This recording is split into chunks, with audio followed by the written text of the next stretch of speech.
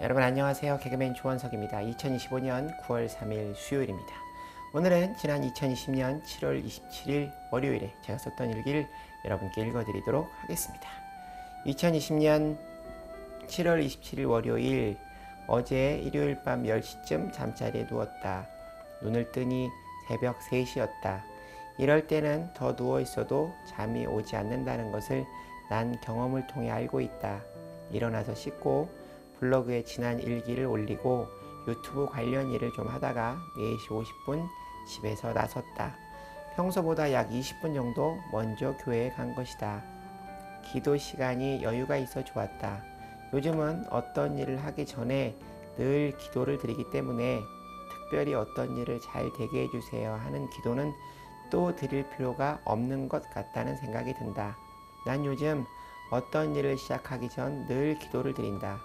블로그에 지난 일기를 올릴 때도, 유튜브에 구독자들의 댓글에 답을 할 때도, 노래 연습을 할 때도, 밥을 먹을 때도, 장을 보러 갈 때도, 라디오 방송을 하러 갈 때도, 머리를 하러 갈 때도 늘 기도를 드린다. 오늘 또 한 가지 기도를 추가했다. 내가 사람들을 만날 때 누군가와 아주 짧은 대화라도 나누어야 할 때 그 사람을 하나님 대하듯 하게 해달라고 기도드렸다.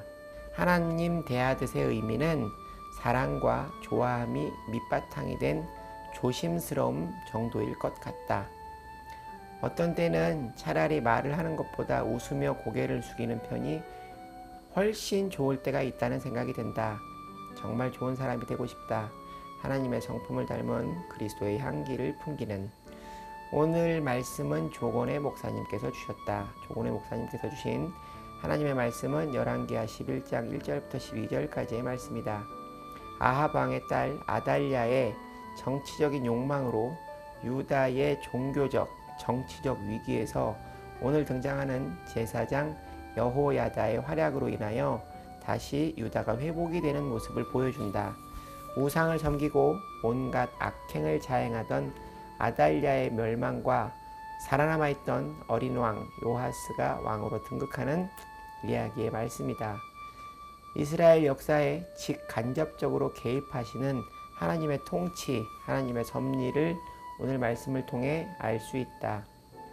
1절 말씀, 아하시아의 어머니 아달랴가 그의 아들이 죽은 것을 보고 일어나 왕의 자손을 모두 멸절하였으나 아달랴는 북이스라엘의 아합과 이세벨의 딸인데 남유다로 시집을 왔다. 북이스라엘과 남유다 모두가 바알 신을 섬기는 우상 숭배가 만연해 있었다. 아달랴가 아들 아하시아 왕이 죽자 자신의 자리에 위협을 느껴 다윗 왕가의 씨를 말리는 악행을 저지른다. 결국 자기 자식을 다 죽이는 것이다.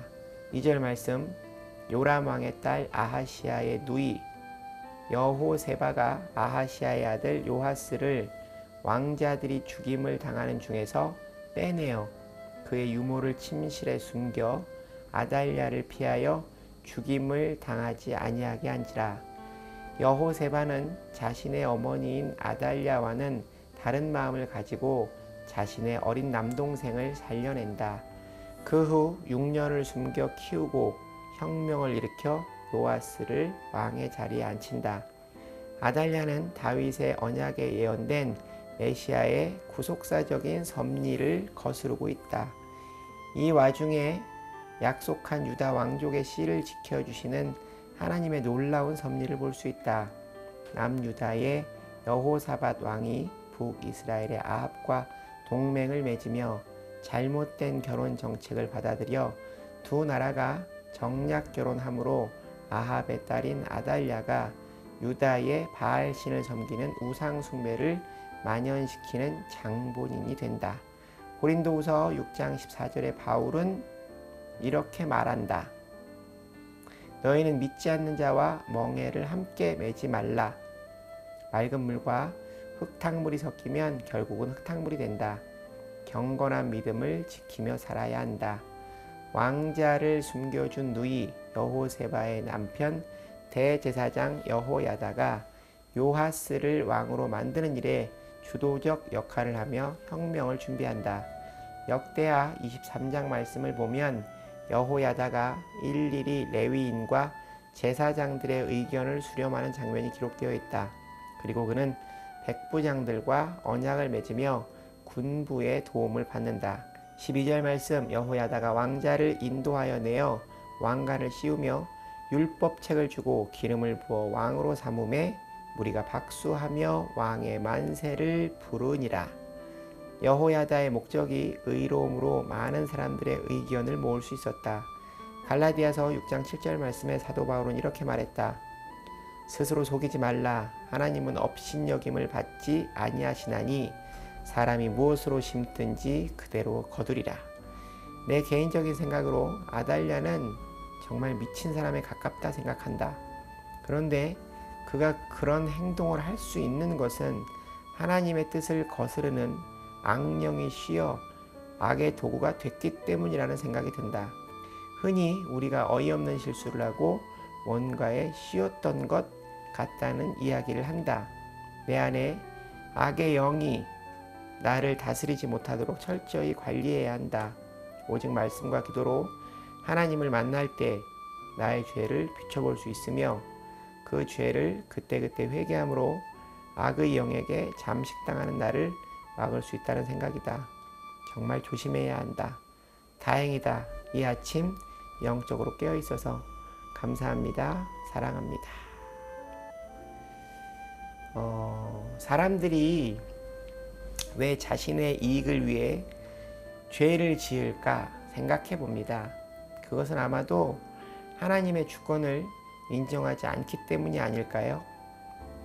이 세상의 주인이 하나님임을 인정한다면 하나님의 뜻을 알기를 바라고 또 기다릴지도 모르는 일입니다.